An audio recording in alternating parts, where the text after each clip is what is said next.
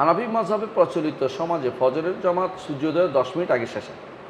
সেক্ষেত্রে আমি কি জামাতে সালাত আদায় করবো নাকি একাকী আউয়াল ওয়াক্তে সালাত পড়ে নেব? উল্লেখ্য যে রাসূলুল্লাহ সাল্লাল্লাহু আলাইহি ওয়াসাল্লাম বলেছেন যে মানুষ যখন দেরি করে সালাত আদায় করবে তখন তোমরা একাকী সালাত আদায় করে নিও। এটা কোন সময়? দেরি করে সালাত আদায় করলে একাকী বলতে বলছে? হাদিসটা বলেন তো। আপনি যে লিখছেন এটা কিন্তু ঠিক নয়। হাদিসে বলছে ইউআখিরুনা আন ওয়াক্তিহা, সময়ের থেকে দেরি করে পড়ে, মানে সময় বের করে। কেউ যদি বলে আন আন আন আইন আইন নুন যখন আসে তখন অর্থ হয় সময়টাকে পার করে ফেলছে। এটা কারা করতো? এটা করতো বেশিরভাগ কোনো গুরুত্বহীন ছিল হাজ্জাজ ইবনে ইউসুফ করতো। বনু উমাইয়ার প্রশংসা করতে করতে, খলিফার প্রশংসা করতে করতে ঘন্টার পর ঘন্টা ব্যয় করতো। আর আসর না মাগরিবের সাথে আসর ইয়ার নাম জুমার নামাজ আসর সাথে পড়তো একসাথে, মানে শেষের দিকে আসতো, ওয়াক্ত বের করে ফেলতো।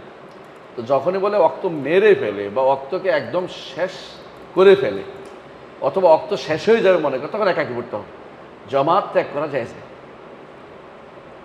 জামাত ত্যাগ করা যায় না।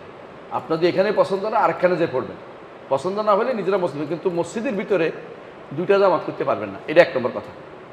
ঘরে কি পড়ে আসবেন? ঘরে মসজিদে পড়ে আসা যায় না কেন? ফজরের পরে কোনো নফল নাই। আপনি আগে পড়ছেন ঘরে, এরপর মসজিদে আসছেন নফল পড়তে। ফজরের পর নফল নাই তো,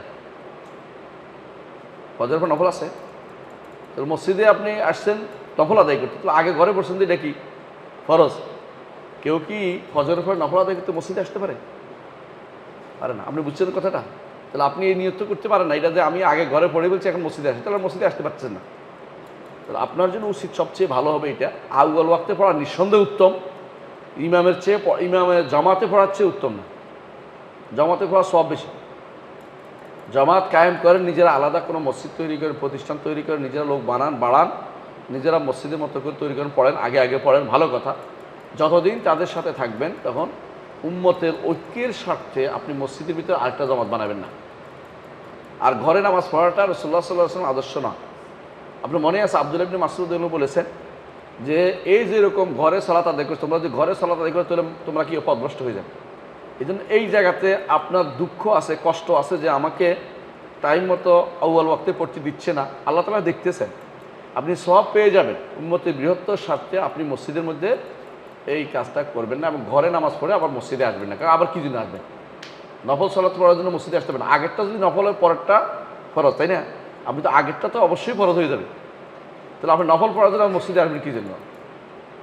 এটা ওইটা বলা হয়েছে যদি কোনো সময় পার করে পড়ে ফেলবেন, এরপরে তারা পড়ে সে ঐক্যের স্বার্থে তাদের সাথে আবার পড়তে বলছে, কিন্তু ঘরে পড়ে আসা ওখানে পড়তে বলেনি। এটা হাদিসে আসেনি, বর্ণনা তো আসেনি। আশা করি বিষয়টা বুঝছেন।